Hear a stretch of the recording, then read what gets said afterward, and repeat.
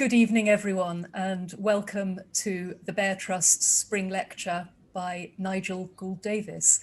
I'm Nicola Ramsden, the chairman of the BEARR Trust. If you don't know the BEARR Trust, we are a small UK-based charity that we support on-the-ground efforts to improve the health and welfare of vulnerable people in Eastern Europe and Central Asia. We organise lectures like this on topics of wider interest in this region, and they are our main public fundraising events. So we are very grateful, thank you, to everyone who was able to donate this evening, and we will add your donations to our Small Grants Fund. We're giving grants this year to local organisations who have good ideas about how to tackle the problem of social isolation, which of course has been made much worse by the COVID pandemic.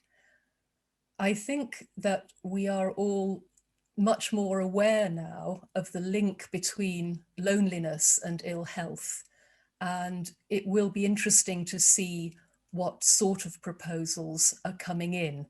We have in fact just started this week to assess almost 230 applications for funding. And these have come in from all 12 countries in the region, including Belarus. Belarus is tonight's subject, and Nigel Gould-Davies is one of the best qualified people to help us understand what is going on there. Nigel is Senior Fellow for Russia and Eurasia at the International Institute for Strategic Studies, and he's the editor of Strategic Survey. He previously worked for the British Foreign Office and was head of the economic section in Moscow, and among other roles, he served as ambassador to Belarus. So his experience is firsthand. Nigel, it's very, very generous of you to give your time and your expertise to support BEARR this evening. You have attracted one of the largest audiences we've had for a lecture, and we are looking forward to it very much. Nigel, over to you. Well, thank you very much, Nicola, and thank you to Janet for inviting me to give this lecture this evening. It's a great honor to do so. And I'm delighted that we have so many people who are interested in Belarus on this call. There's a lot to discuss and time is limited, so let me jump right into it. Offer some ways that I find helpful to think about Belarus today, what has recently happened in that country and to that country, and some of the dynamics that might shape the course ahead. First, three facts about Belarus. First, it's bigger than you think. The land area of Belarus is about 85% the size of the British mainland, so it's not small. It has a population of a medium-sized European country, a little larger than Austria, a little smaller than Hungary. So in its own terms, it's not insubstantial at all. Secondly, it's a country in a strategically very significant position. You see there, it borders 3 EU and NATO member states, Poland, Latvia, and Lithuania, border with Russia, of course, and with Ukraine, at a time of very strained and deteriorating relations between the West and Russia. That clearly has significance. And that strategic position is something that has echoed through recent European history as an invasion route between Central Europe and Russia.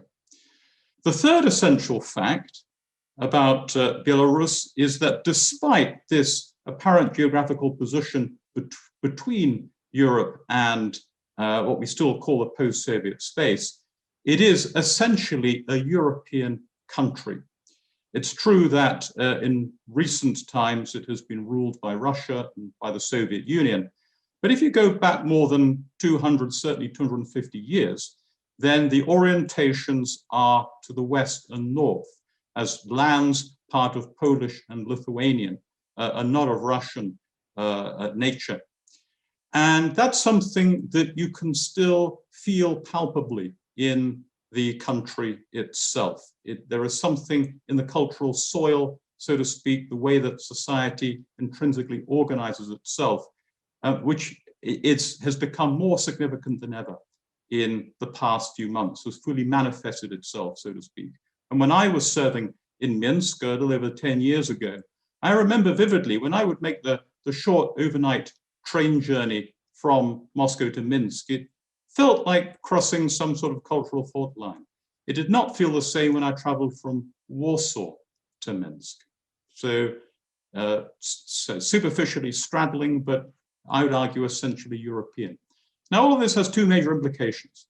The first is that Belarus matters very much, not only to Belarusians themselves or to those who are Belarusian watchers, but to anyone who's interested in international security, in European politics, and in the course and fate of the post-Soviet space. It matters for all of these larger reasons. And the second major implication is that what we see at work in Belarus today is, in effect, the working out of an inherent tension between, on the one hand, the nature of society and its culture from below, so to speak, and the form of rule imposed on it from above. That tension that has long been intrinsic there has now erupted in significant ways, which are still a work in progress.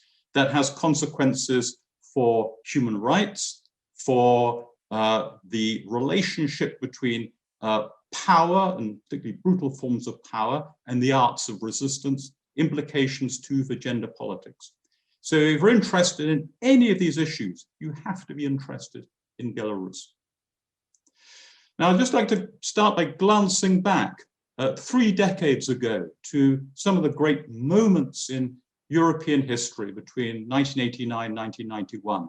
First, the earthquake of 1989, that astonishing, miraculous autumn when one after another, like dominoes, the countries of what we used to call Eastern Europe fell, shed themselves of their communist carapace.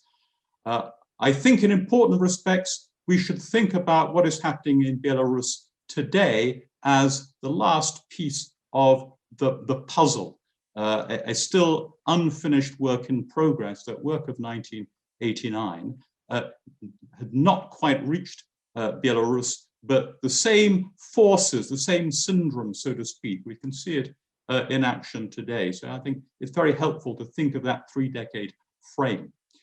The second big event of those times, 2 years later, after the earthquake of 1989, the Big Bang of 1991. We mark the 30th anniversary of the breakup of the Soviet Union this year. We still call it the post-Soviet world, even though it happened, in effect, a generation ago, defining the present in terms of the past, so to speak. Now, Belarus was an important part of that. The breakup, the BEARR meeting that dissolved the Soviet Union actually took place in what is now Belarus.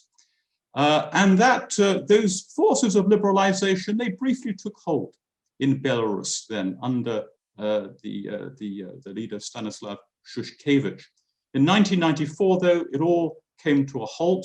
Aliaksandr Lukashenka was elected freely, for the only time freely. Yes, you can see him there and what he has become now, many years later. He reversed very quickly that democratizing, that liberalizing trend, reimposed a harsh authoritarian form of rule, drawing on Soviet nostalgia, economic populism in times of uncertainty and transition. His autocracy became increasingly marked, ultimately murderous, literally so in the late 1990s, with the disappearance of a number of key opposition figures. And that was that for Belarusian democracy. You might say it was one person, one vote on one occasion only. And so the paradox began to set in. A European people, and you look at a map, you'll see that Minsk is the westernmost capital city of all of the post-Soviet states, with the exception of the Baltic states. A European people ruled by one of the least European regimes, one of the most autocratic and illiberal of the post-Soviet world, a personalist dictatorship far from anything emerging on its western borders. Fast forward 16 years to the spring of 2020. Lukashenko, by this point, is the third longest serving ruler of any country on the Eurasian continent. Only Hun Sen in Cambodia and Emomali Rahmon in Tajikistan have outlived him politically. And so he began to prepare for his sixth election.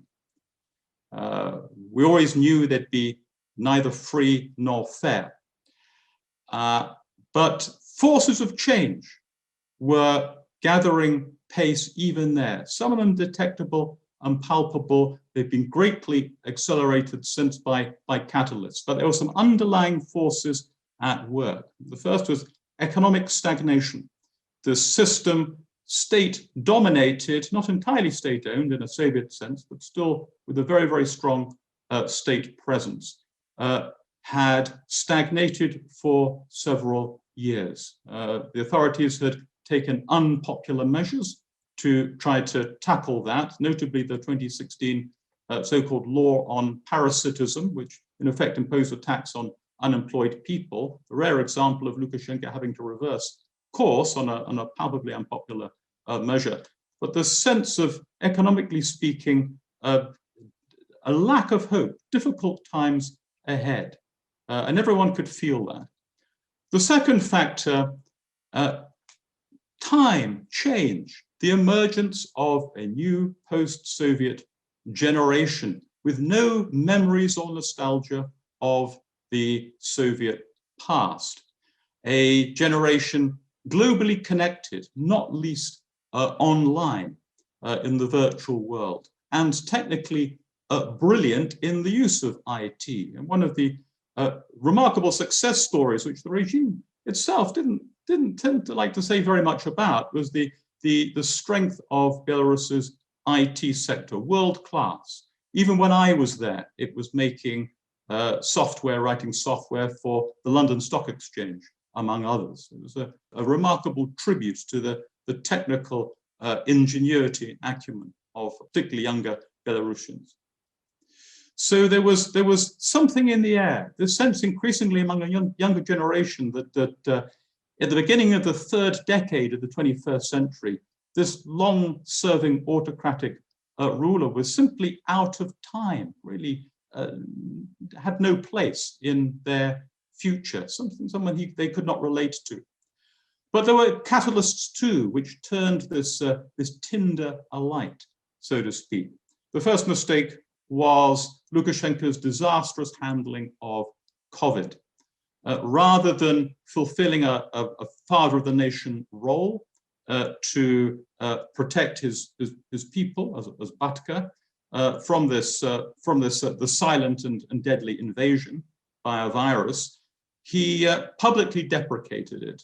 Not only deprecated it, but poured scorn on its victims. It was a shameful dereliction of duty for any leader. That had two consequences. The first was that it drained support for Lukashenko, even from some of the traditional groups who had still continued to support him despite all the economic difficulties and the passage of time. The second was that into the vacuum created by the the state's absence, civil society mobilized itself, organized itself in unprecedented ways, crowdfunding, using 3D printing for medical equipment, helping medical personnel. It was a remarkable, spontaneous, but very effective organization of collective capacity, civil society in the very best sense. Civil society taught itself it could function effectively and autonomously, and that built a capacity and connections that were to prove very significant in the months ahead. And we are all, when we're thinking about COVID and looking at its global consequences, we're all trying to understand the geopolitical consequences of it once the dust of it settles. And I think if one is looking around the world for the political impact of COVID, one of the most significant effects will be its impact as a catalyst on the future of Belarus, as mediated through Lukashenko's avoidable mishandling of it. Now, as the presidential campaign got underway, we saw, really for the first time, a number of significant figures with elite connections throwing their hats into the ring. Notably, Victor Babarika, the 2-decade-old head of Bell Gazprom Bank, and Valery Tsepkalo, who had been, among other things, the head of the Minsk IT Park, and an engine of that world-class competitive technological ingenuity that Belarus had developed. In addition to that, Sergei Tikhanovsky, the popular blogger. All of these figures, plausible candidates, certainly would have been in any free and fair election, of course, were not allowed to register, persecuted, prevented from taking part. But then a second Lukashenko mistake. He allowed Sergei's wife, Svetlana Tikhanovskaya, to run in the election, judging that she, as a woman, would be an easy and insignificant, safe opponent for him to run against. She, together with those two other women there, you see Veronika Tsepkalo on the left, and Maria Kolesnikova, the campaign manager, Victor Babarika, on the right there, flanking her. This united, dynamic, very effective campaign, campaigning across the country, gathering large crowds of support where they did so. Real sense of momentum. Then the elections came on the 9th of August. Another mistake by Lukashenko. He didn't merely falsify the elections, he did so flagrantly and outrageously, claiming over 80% of the vote. A figure so manifestly impossible and implausible that it brought out people onto the streets, not only in Minsk, but increasingly across the country. Very significant signs of official dissent from regime officials early on that election night and soon after. Brave election officials at some polling stations releasing the true tallies of votes as they were correctly counted, showing that Tikhanovskaya winning where the official version was that she had lost, only adding to the sense of indignation at the absurdity of the official result. The protests, we've seen protests before previous rigged elections.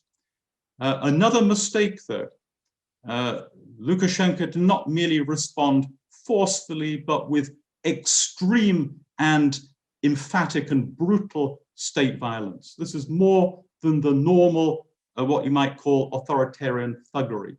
As the stories about what happened to protesters when they were arrested and taken away began to be circulated in the days that followed, what emerged was a picture of, again, not just ordinary thuggery, but a kind of meticulous sadism, systematic torture, something planned and carefully executed. A real culture of darkness at the heart of this regime, life-changing injuries and several deaths. If you look at the scale of the brutality visited on the population there and since, it's hard to think of any recent comparisons in European history.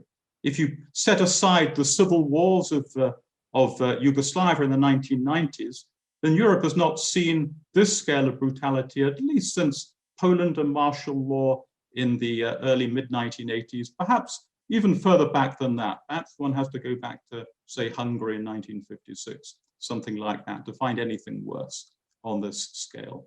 The treatment of individuals, equally brutal. Svetlana Tikhanovskaya forced out, essentially her life threatened in the office of the Central Election Commission head herself. Others arrested. None of this had the intimidating effect wished for by the regime. On the contrary, it sparked further outrage that spread to new groups that had hitherto never really been caught up in this repression before. You see two photographs there of examples of repression, the so-called cosmonauts. They do look almost like an alien, a kind of invasion force, certainly an occupation force in their own country, meting out this violence. And so what followed, this extraordinary moral and psychological moment that has changed the landscape in Belarus decisively and forever, the releasing of a sort of downburst of protests, with the, one of the signal moments when Lukashenko, clearly rattled, unexpected by this, goes out appeals to the workers himself. He goes out in shirt sleeves and tries to rally them, speak to them, hoping that what he still thinks of as a core constituency will rally to his cause. He's met with jeers and boos, and you see that Ukhaydi go away. The report of this from the official news agency Belta the next day, you see below there, Lukashenko thanks factory workers. Just a reminder of how completely controlled the official media is. So this spreading, this growing, this flourishing of what I emphasize is a civil society where we're now used in the West used to worrying now in these times about our own societies becoming uncivil, becoming polarized, becoming angry on social media, on Twitter, polarized, shouty. What you've seen in Belarus is the mobilization of something that's the opposite of that. It's peaceful, ingenious, shows great humor, enormous solidarity. It is something altogether more hopeful, it seems to me. And in addition to that, one of the most vivid visual expressions of this, the ubiquity, the sudden explosion of the white, red, white flag, banned, still banned in Belarus. Again, I remember when I was there 10 years ago, one would be arrested if that was found on one's person. And the fact that fearlessly people have displayed this everywhere, in their homes, on their balconies, in the streets, is a mark of the extent of the defiance and the rejection of their status quo. The role of women in this, much remarked on, very, very significant, again, ingenious, effective. All of this amounted to an absolutely unprecedented challenge to Lukashenko, one that certainly he did not expect. A Ceausescu moment, as it was sometimes said at the time, but not, at least not yet, a Ceausescu outcome. And we remember some of the images of his most embattled moments, Lukashenko wielding that gun, absolutely extraordinary scenes, as if he personally is prepared to defend himself and his regime to the last. This regime at this point was, in effect, acquiring the status of an occupation regime, appealing to force alone, without any positive vision, without any positive message to its own people about why it was legitimate, why it ought to be obeyed. Yet, while there's been a Belarusian spring in autumn, so to speak, there's been no Belarusian miracle yet, no fully completed journey of the kind that Eastern Europe went through in 1989. Why is that? Why hasn't that happened yet? I think the most important element to that of explanation is the behavior of elites. I think global experience shows that decisive change almost always requires some sort of defection, some sort of split within the elites. And that, by contrast, if elites remain united against even the most committed and brave mobilization from below, if elites remain united and unified around the status quo, then it's very, very difficult for change to happen. We've not yet seen significant defections from elites. We've seen some resignations, particularly from the Ministry of Foreign Affairs. We've seen cultural and sporting elites, key figures expressing sympathy with, siding with the peaceful movement for change. But elites who control power, we have not seen any open fissures and splits there. Some erosion from below, some resignations of police officers in particular, which is interesting and something we should watch.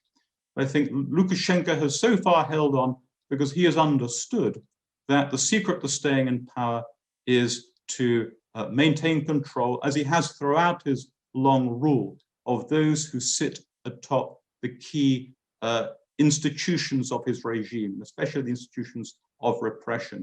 He controls them. He does that directly. There's not even a ruling party that he has to do that through. He reshuffles them regularly. He's done that a couple of times, even since August. It's that so far that his ability to retain control over those key figures, which has meant that this dam burst from below has not yet led to a transformation above. There is, of course, an international environment to this, and worth recalling, again, the significance of Belarus's geographical position. Russia appears to have a strong hand. Many people assume that it does, but it faces difficult choices too. I think we should not exaggerate Russia's decisiveness in this. What happens in Minsk will not ultimately be decided in Moscow. There's an irony to all of this. Lukashenko is an ideal neighbor for Russia, particularly Russia under Putin.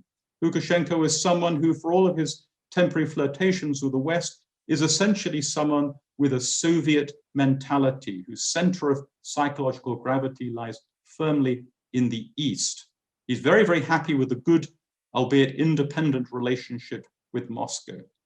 Yet Moscow, under Putin, has contrived a terrible relationship with Lukashenko.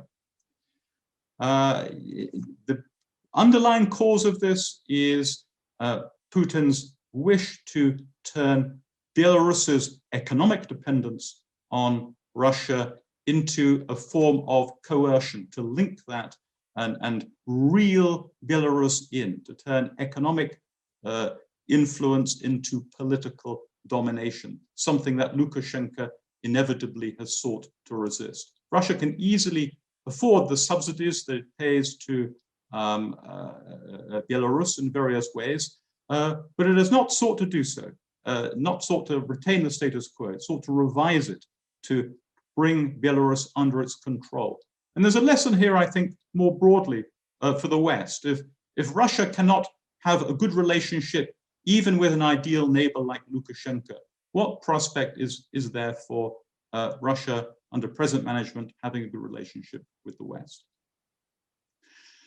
Putin, I think, has been concerned not only with the geopolitical position of Belarus and the implications for Belarus's alignment of the changes taking place in the country.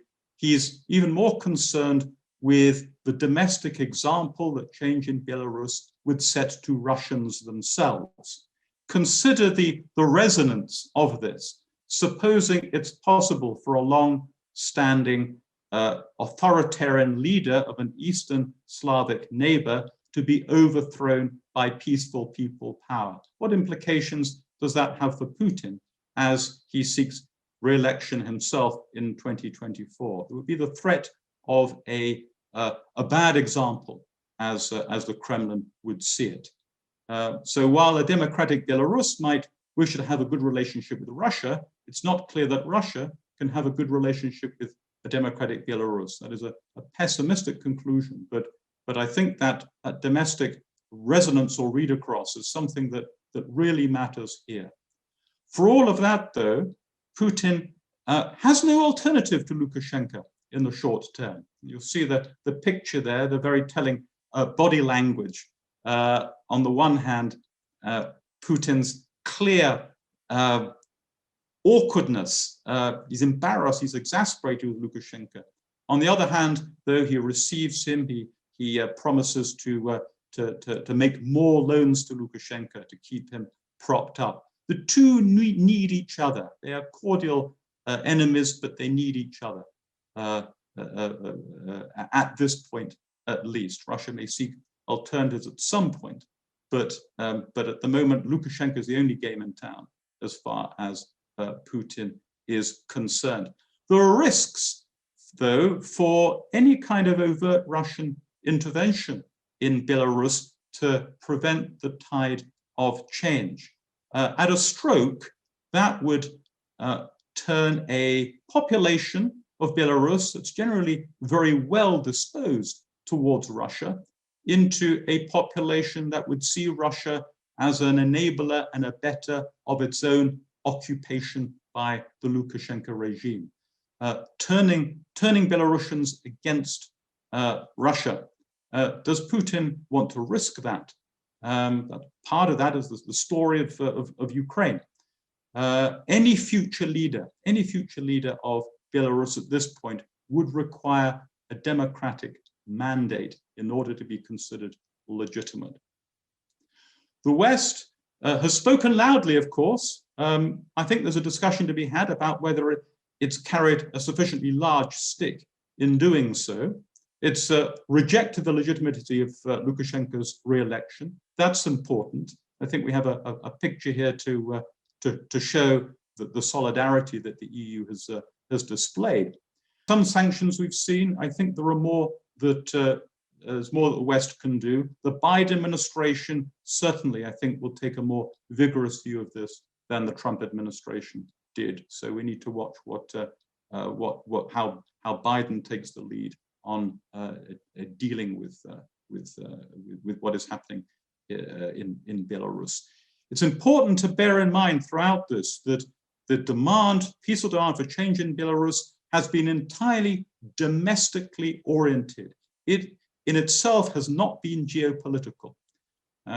Those who are leading these protests have sincerely sought a good relationship with Russia. Again, they've been rebuffed. Russia, the Kremlin, has portrayed the movement for change as Western inspired and motivated and supported. That has not been helpful. What next year? What next then? A long battle for attrition lies ahead. What's clear is that Belarus now is ruled by power without legitimacy, without any hope of regaining it. I think that is a constant that will not change. The authorities now are engaged in the calibrated escalation of repression of civil society again. We've seen some attacks on some major organizations like Visna, the human rights organization, the Belarusian Association of Journalists as well, even in the past day or two. Lukashenko's goal is to maintain intensified repression while keeping the elite and the institutions of power cohesive and loyal. The scale of the repression already is very, very significant. Over 32,000 people have been detained. There are over 200 political prisoners. There's some chaff being thrown around about constitutional reform. It's really misdirection. I have to say I'm a little surprised that at least some of Western officials seem to take that with some degree of seriousness. I certainly do not.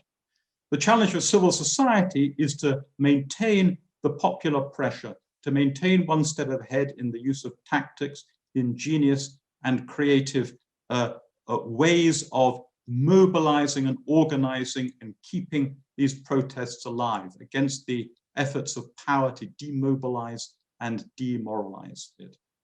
One of the variables, the uncertainties to watch is the possibility of a financial crisis. Economic crises tend to be chronic and slow, and they do their work over time. Financial crises by their nature are acute. If a country runs out of money, if it runs out of foreign reserves, then that can bring essentially the economy grinding to a halt very quickly. So watch what happens, for example, to Belarusian foreign debt. I'll say in conclusion that the way the landscape lies now, we have a picture of economic stagnation, growing repression, brutality, no official vision of a better future. This was what Eastern Europe looked like in 1989, before those miraculous changes.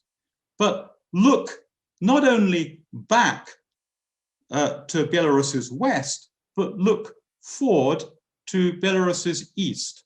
Look at Russia now on the path to 2024, economic stagnation, growing repression, brutality, a lack of clear vision for the future.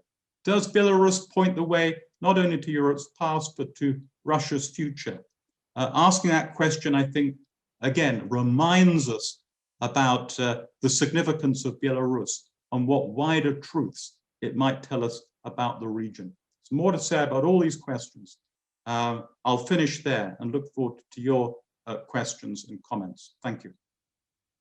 Thank you, Nigel. Thank you very much. This was really insightful and fascinating, and some very good slides there as well to illustrate it. I think the picture of Putin and Lukashenko sitting together is one of my favorites of 2020. We have got a little bit more time than we set originally for questions. We can probably run over about 10 minutes. Nigel has kindly agreed to do so. We've got quite a few questions piling in already. So without further ado, I will start picking some out. We'll start with the first one was from Carolyn Heyman, who asks about the significance of the flag. So if you could kindly touch on that. And then if you could, after that, take some of the questions from people about the parallels with Russia, or lack of parallels, or possible interaction with the protests over Navalny's detention and poisoning in Russia. Craig Oliphant has asked about that. And then one further one, if you could, what are the prospects for unification with Russia? That's from somebody called Spalinska, I think. Yeah.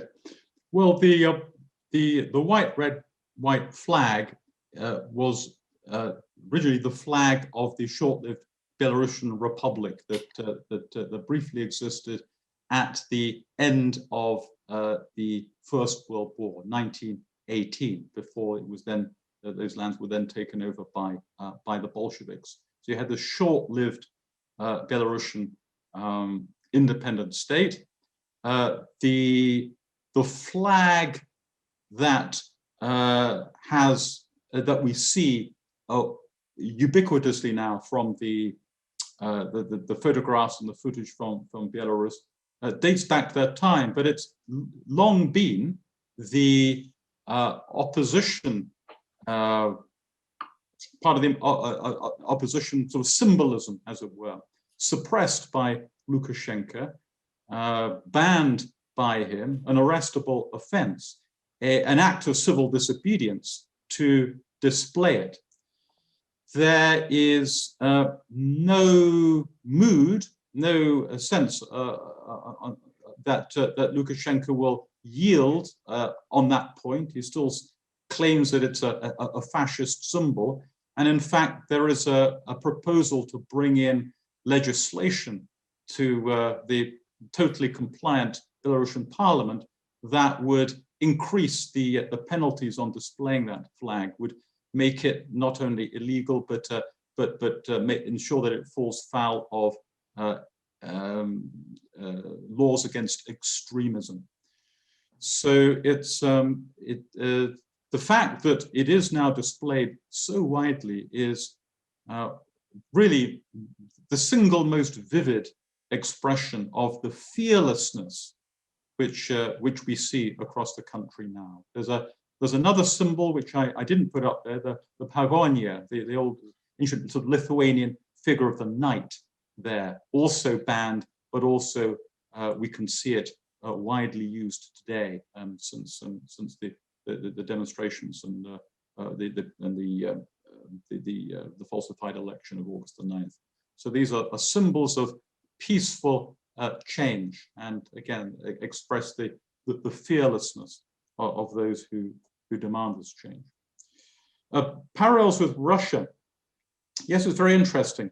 I know there are people among the Russian opposition who have for a long time been studying the dynamics of the Lukashenko regime with the thought in mind that what Belarus is doing at any given point is what Russia will do 5 or 10 years later.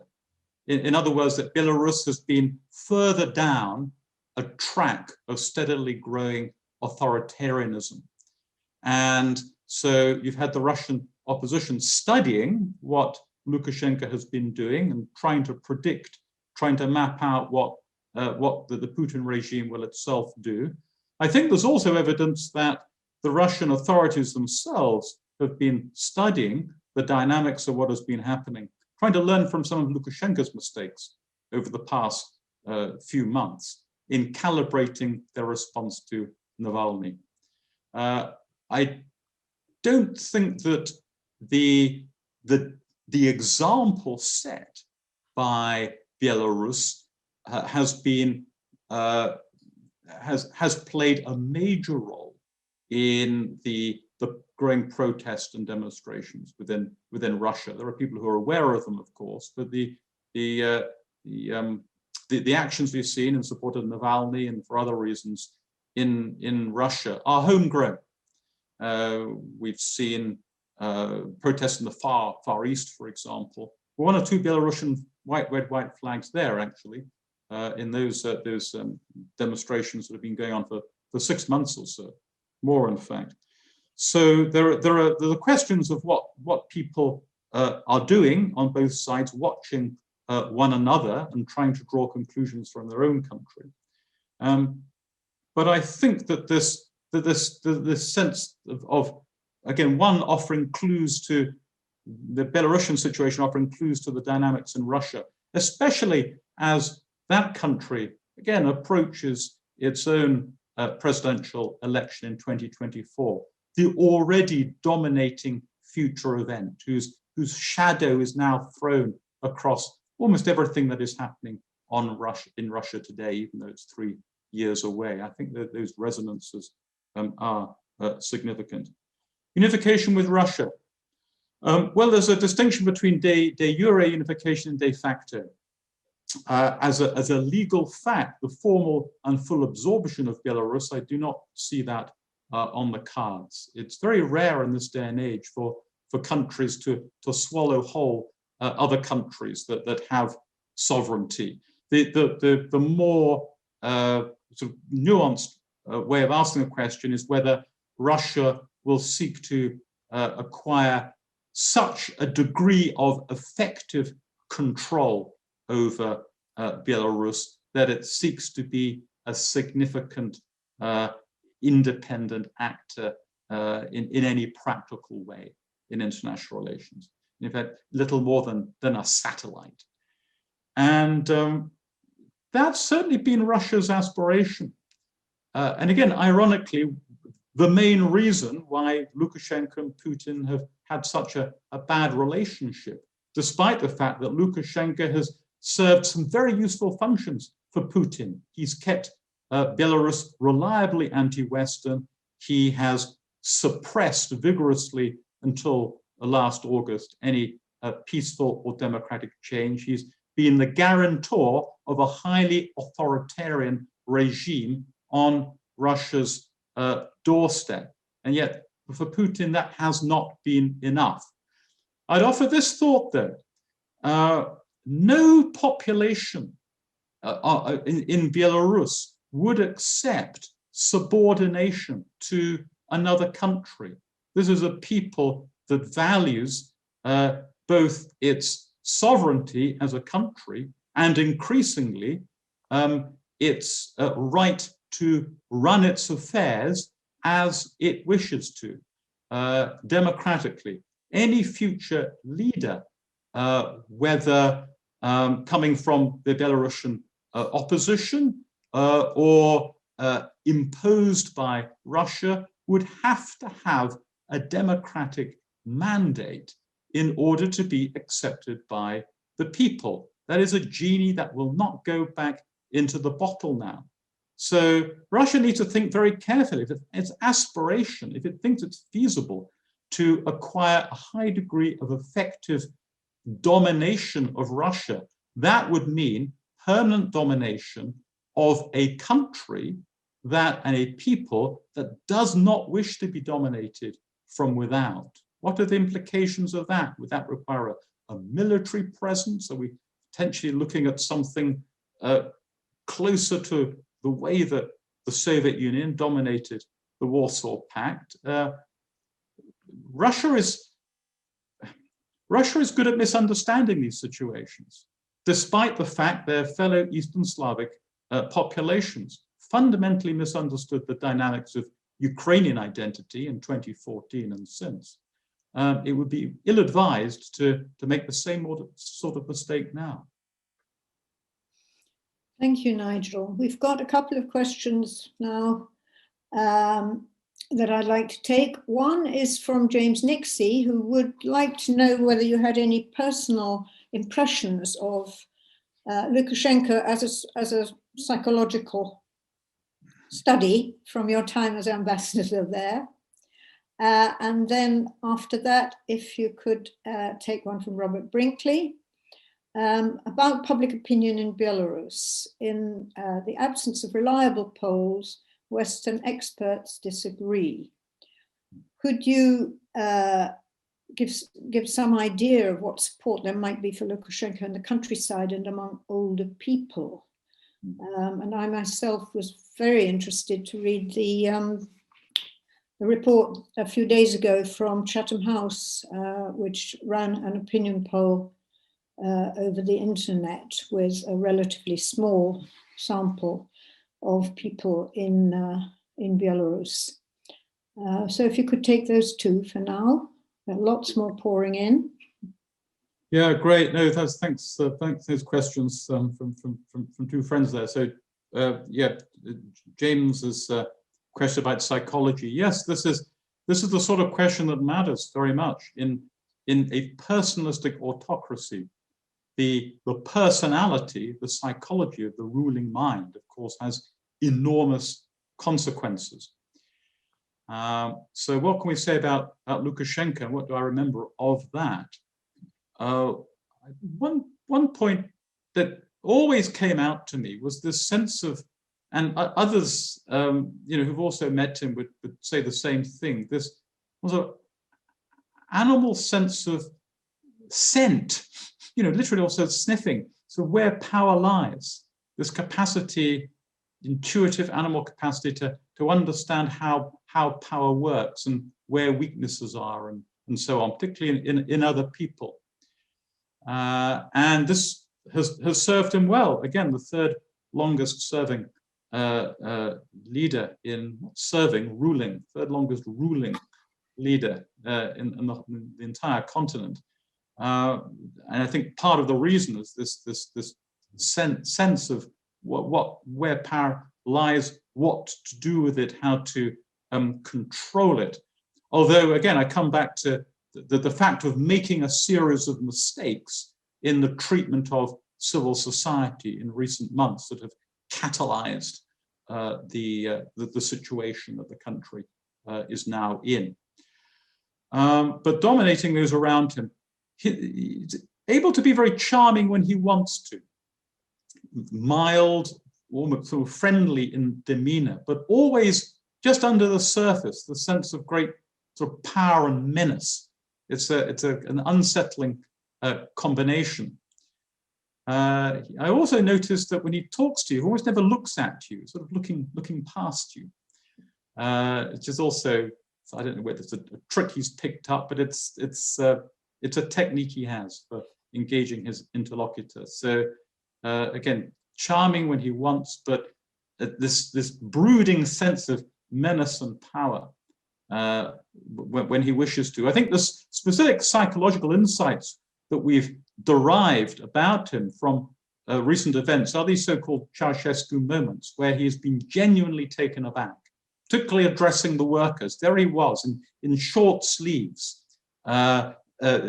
appealing to what he thought was a part of his base, presented with these chants in unison of Ukhaydi, go away. The look on his face, the extent to which he was sort of rattled and unsettled by that, I thought was very, very interesting. Something, a mask or something slipping there.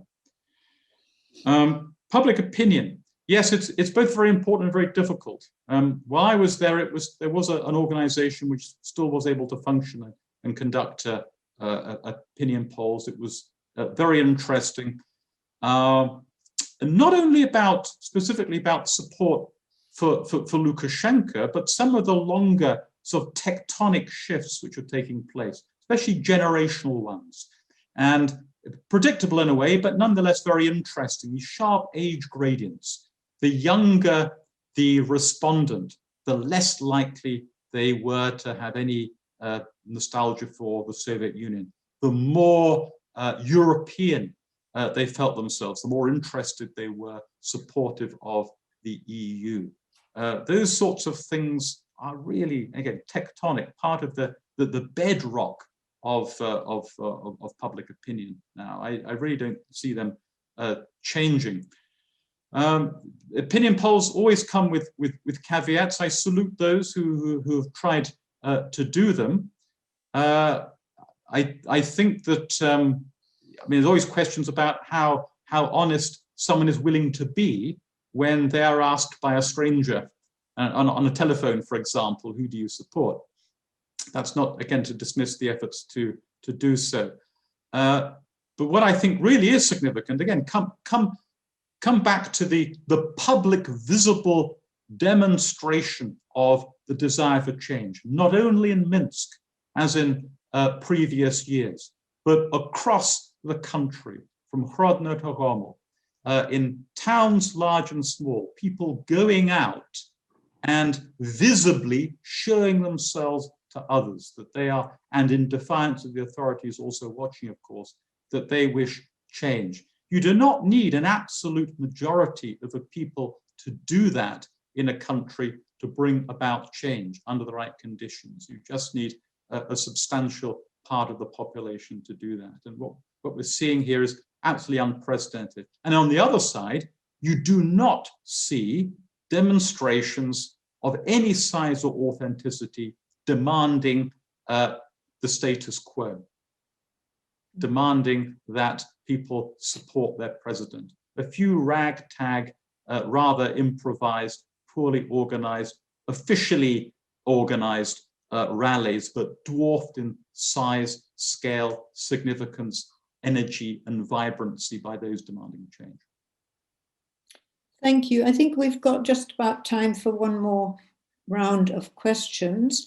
So there are a couple of questions about EU policy, European policy towards Belarus in particular, since the election in the summer. about sanctions, whether they have worked, and what the EU should have done. This is from Eleanor Buffett and Cyril Buffett. And one from, sorry, I'm just lost. One about the role of the UK. Margaret Bamford has asked, what about the relationship between Britain and Belarus? Does the UK have a role? Yeah, they're all good questions, very, very important and timely. On the EU, not only the EU, the UK and the United States together, it seems to me that the significant new thing is explicitly refusing to accept the legitimacy of the supposed election of Lukashenko. That does matter symbolically, and symbols do matter. Symbols are more than mere tokens on issues like this. What that means for the practice of diplomacy is less clear. It's not very well charted territory, and there are few parallels for this. How do you work in practice with in a country where you no longer recognize the legitimacy of the ruler, but you still have to work with them? We're looking at maybe parallels like Venezuela over the past year or two. So it's very interesting. There are things that need to be triangulated and opportunities for, I think, a creative approach. I hope people are in all of these countries are thinking about this. The larger point about sanctions I'd make in this respect, and with respect to Russia and some other countries as well, is that what really matters to regimes like this, whose behavior in various respects is unacceptable, is financial sanctions, especially personal financial sanctions on elites. That's part of the story of Russia, and I think that the sanctions on high-ranking individuals there and on the elites around power have made an important psychological difference. I do not see them as having been applied in the same sort of way yet to Belarus, and I think there's more work to be done there. It's part of a larger picture of authoritarian regimes being increasingly adversarial in their relationship with the West, yet at the same time remaining dependent on them, because elites in these countries make money in their respective countries by virtue of their proximity of power. They do not want to keep that money in their countries. They want to send it to safety, where the rule of law rather than the rule of relationships works and can guarantee, usually anonymously, the security of their wealth. That is not a sustainable situation. It effectively means that the West, especially Britain and the United States, who are the two most important countries on all of this, are providing security and safety services to the elites of countries that are a growing security threat or are growing violators of human rights. And there needs to be a reckoning here. We've seen some good work done with the Corporate Transparency Act in the United States recently. I think the Biden administration will go further in that. We've seen EU money laundering directives being implemented to do the work of that. Britain plays a very important role, not only with respect to the City of London, but also its control of the overseas territories where vast amounts of anonymous wealth reside. There's more work to be done there. So I hope in slurred time, as part of a larger global picture, not just a Belarusian picture, we will see a proper dealing with this situation, resolving this contradiction whereby countries that are ill-disposed towards us benefit from their access to our systems. Thank you. Nigel, there are a couple of very different questions which we'll take as the last round. One is a question about the possibility of armed conflict breaking out. And the question is couched in the context of what has happened between Russia and Ukraine. This is from Steve Hesketh. whether you think there is a prospect of a possibility that armed conflict could break out. And another question about the role of the Russian media. What is the importance of the Russian media within Belarus? On the first question, the country, Belarus, is pretty much united in its desire for change. There are very few active supporters of this regime or the status quo, certainly beyond those who directly work for it. There are no divisions or differences among Belarusians here. There are significant, these demonstrations and demands for change are significant in the East as they are in the West. The brutality of the treatment of peaceful demonstrators has got people wondering whether various elements of the opposition might be provoked to behaving more forcefully. I think that's a provocation, as it were, that the authorities would like, because that would give them an excuse to crack down much harder. I think that temptation will be resisted, and widely so. For all of the pain that they are suffering, it's in the peacefulness and dignity of their protest that part of their strength lies.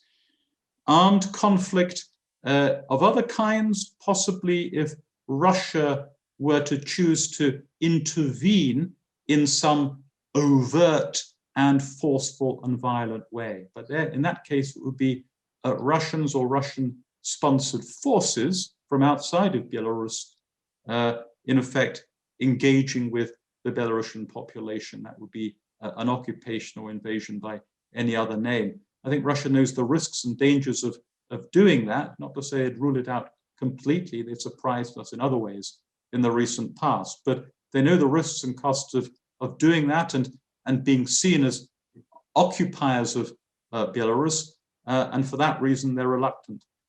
So I come back to that point about, on the one hand, Russia might seem to have many cards and enjoy a strong hand, but on the other hand, in practice, facing difficult choices and real dilemmas about what to do. What was the other question, Janet? The other one was about the role of the Russian media. The Russian media. Yes. Well, yeah.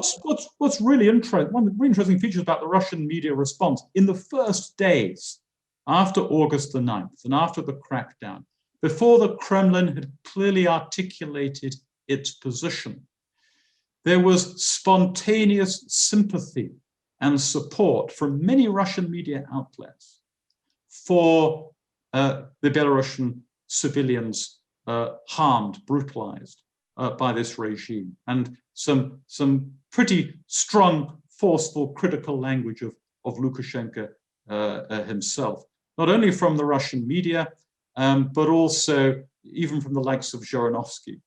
And then Putin made his verbal intervention, made clear that he backed Lukashenko, saw the opposition coordinating council as illegitimate, and then things changed. Then you had examples of the Russian media not only parroting that, but actually providing material resources, going to Belarus, staffing some of the official media channels from which Belarusian journalists had resigned in protest. So if we're looking at concrete ways that Russia has already supported Lukashenko and is trying to prop him up, one of those mechanisms is financial support through new loans. Another one is this support of media professionals and broadcast journalists. So, and that continues, and they've left their fingerprints on that. For example, rather than referring to Belarus, referring to Belarusia, using the Russified version of the name, sometimes on their broadcasts in Belarus. So it's absolutely clear what's been going on. Yeah. Well, thank you. I'm going to wind up now. There are more questions, and I'm very, very sorry we can't take them all, but I will just bring in a couple of comments from another former ambassador, British ambassador to Belarus, John Everard, who has applauded what Nigel has been saying about Belarus sentiment and a sense of identity, and that they are not Russians. He said he thought that the recent events have strengthened their sense of their national sentiment. And he also has contributed a comment about Lukashenko as an individual. He said, when I met him, oops, this has jumped. When I met him, he was stubborn, completely sure of his own mission to sort Belarus out through proper discipline and regulation. It's in the same way as he used to run his collective farm, but also a skilled and convincing orator. The man can hold a room. Thank you, John, for your contribution. And thank you, Nigel, for taking all those questions and the full range of them, and for your fascinating talk. I'm going to pass the mic back to Nicola now. Thank you, Nigel, for that extraordinarily lucid and deeply analysed explanation. And thank you to everyone who asked questions and helped to promote such a stimulating discussion. I'm sorry we didn't have time to take everybody's questions, but thank you again. Thank you to everybody for attending this evening, and a very good evening to you all. Good night.